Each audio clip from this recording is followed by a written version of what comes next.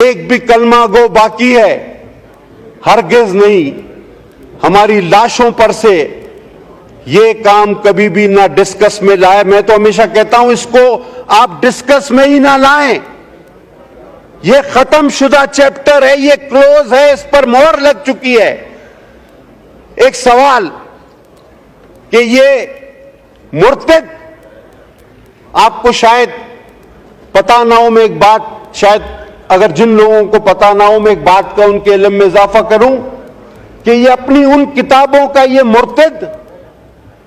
جو اپنے آپ کو پتہ نہیں کیا کہتا ہے، میں تو وہ لفظ بھی استعمال نہیں کرتا، یہ انگریزی میں ترجمہ نہیں کراتا ہے ادریس صاحب، پتہ ہے آپ کو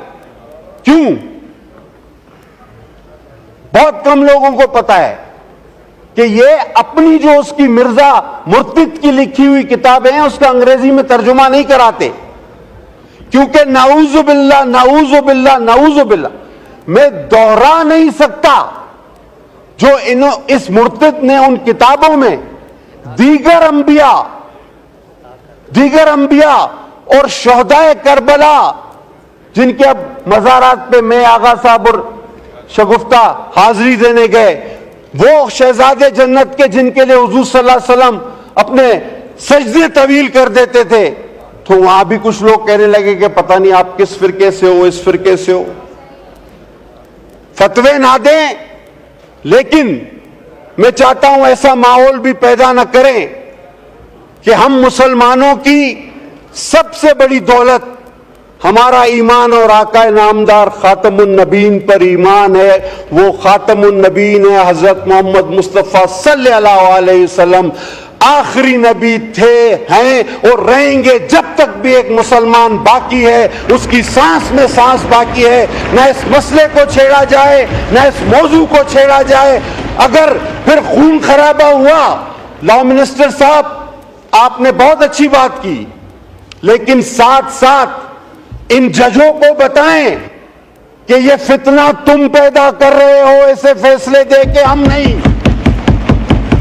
یہ فتنے نہیں ہونے چاہیے، یہاں تک تو میں آپ کے ساتھ ہوں، لیکن فتنہ پیدا کرنے والے کو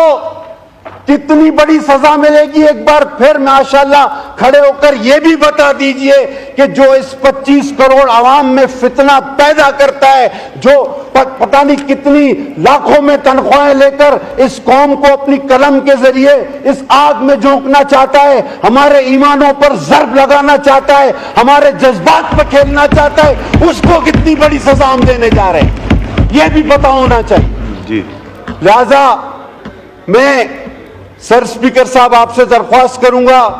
میں دست بزنا اپنے بھائیوں سے اپیل کروں گا، کوئی کمیٹی نہ بناؤ، میرا آقا آخری نبی ہے، میرا ایمان ہے، ہم سب کا ایمان ہے، اس مسئلے کو دوبارہ پیچیدہ اور ڈسکس کرنے کی کوئی ضرورت نہیں۔ ہاں ایک کمیٹی بناؤ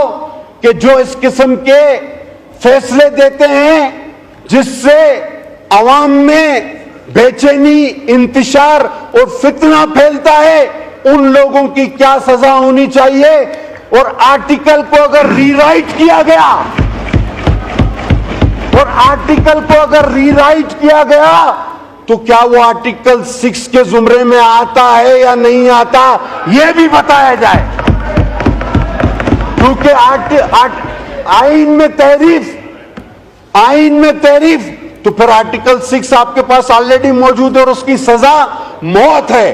تو میں